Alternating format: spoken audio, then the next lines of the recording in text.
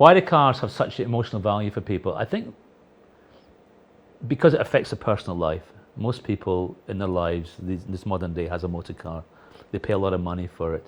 And so they have a fairly subjective view on what they're buying. That's the first stage.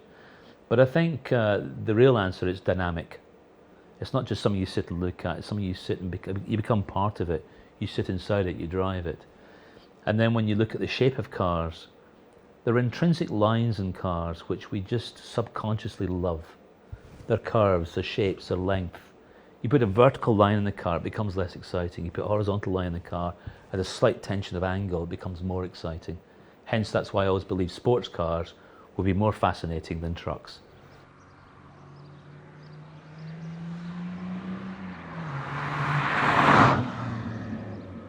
I'm a car designer. I design cars, I create cars from sketch to reality.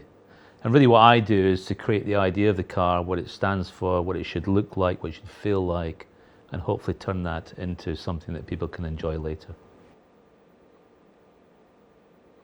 Well, I was born in Dumfries, a small provincial town in the southwest of Scotland, a population of about 30,000 people. And it's basically a farming area, so it's quite provincial, and not a lot happened there. And I, at a very early age, took an interest in drawing things, drawing objects around the house, hoovers, television sets when we finally got one, and such like. And then I discovered motor cars, and I started to draw motor cars. But before then, I realized that I wanted to be a designer. I wanted to create stuff through drawing. And I have no idea how I might have thought that. There was nobody was telling me what to do, but I thought it must come from somewhere. And I'm talking about 3 years old here, before primary school. And so by the time I got to primary school, I had decided I wanted to be a car designer. I'd been drawing cars for 2 or 3 years, just learning how to draw them. And I remember specifically a cousin of my mother's came, and he was an engineer, and he showed me how to draw wheels. And that was a pivotal point. That was what changed everything. Once you could draw a wheel in perspective, you could draw anything.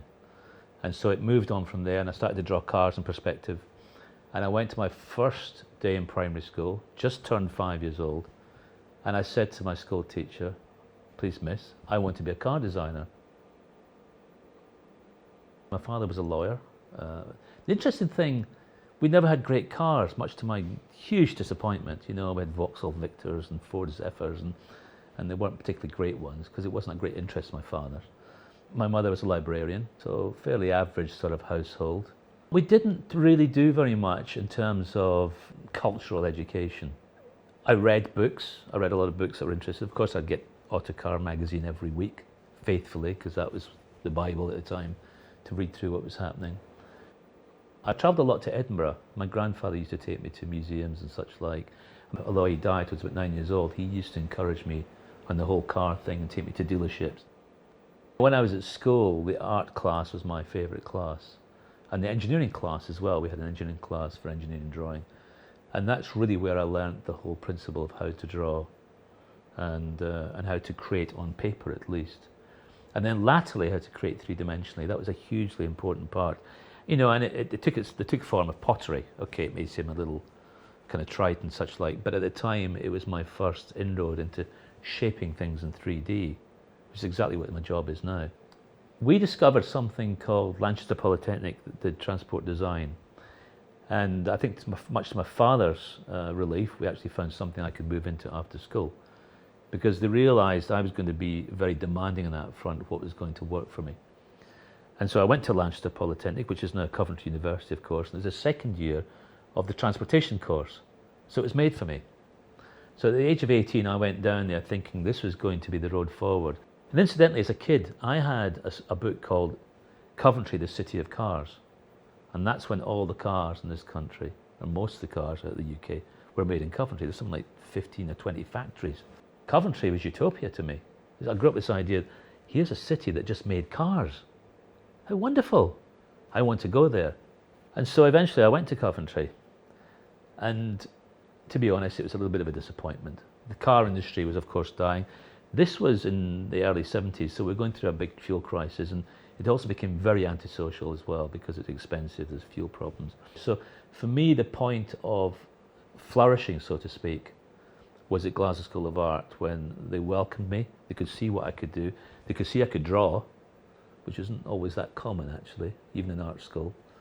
And they could see I had a vision to make things and make things work and problem solve, which is what industrial design is about. And so I went to Glasgow and I had the best 3 years of my life, absolutely fabulous. They just let me grow, let me do what I wanted to do. Getting to Trim was very magical for me because, as a boy growing up, I do remember the magic of Pininfarina and Bertone. I've got written letters from them and photographs they used to send to me, and cars like the Espada and the Piranha, the Jaguar Piranha, funnily enough, and the Miura. They were so exotic and so special. So being there in the middle of all that was very special to me.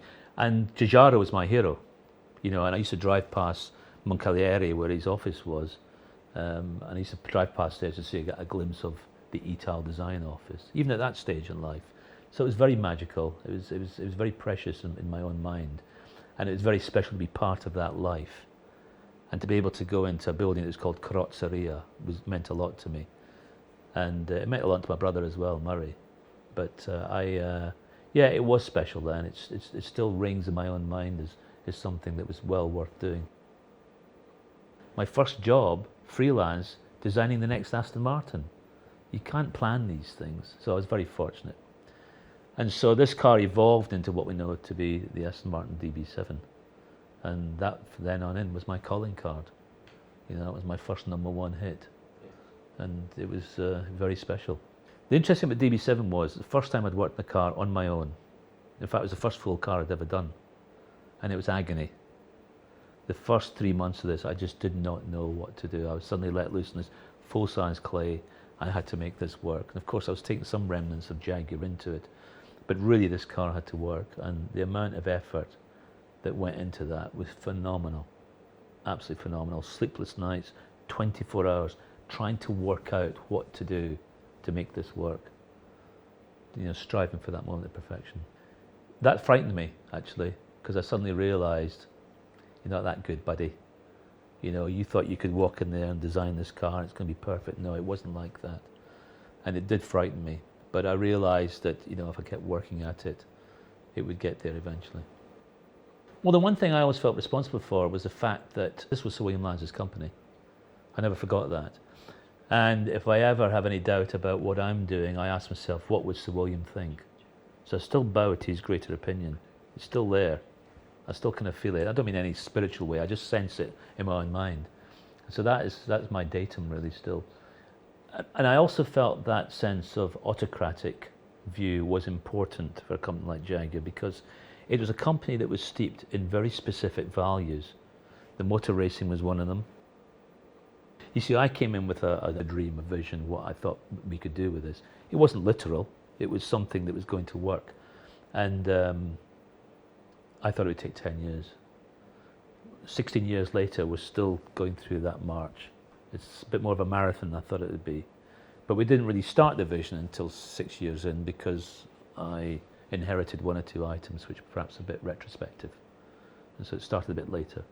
But yeah, it's where we should be now. It's the right place. Greatest pressure comes from within me all the time. A lot of people say when we did the F-Type, you must have felt a lot of pressure doing the successor to the E-Type. For me, yes, because nobody else knows what it's going to be like. Only I know what it's going to be like. So they don't know what that expectation is. I do. No, I'm not done yet. Creatively, I feel I've now equipped, I've got the toolbox and going to do a lot more. That's the first thing. And now I feel I can talk about it a little bit more confidently, eloquently. It's important to understand what you're doing and be able to explain it to people. In terms of my career at Jaguar, what I'm looking for now is to see how we can take it to the next phase. We're already working on that, incidentally. There are a couple of things coming up in the future which completely intrigue me into the new world of cars. I won't say too much about it, but the car world is changing and we're going to be part of that. Yeah, you're right. Jaguars have always been about the E-Type. If you mention a Jaguar to anybody from the ages of probably 20 to 70, they will mention the E-Type Jaguar. It's almost a legacy which has been a wonderful legacy, but also sometimes a burden. And it's something that I think we've finally got to shake off. I think with the F-Type we have shaken some of it off, but ultimately it'll always be there. I mean, it's just beautiful, isn't it?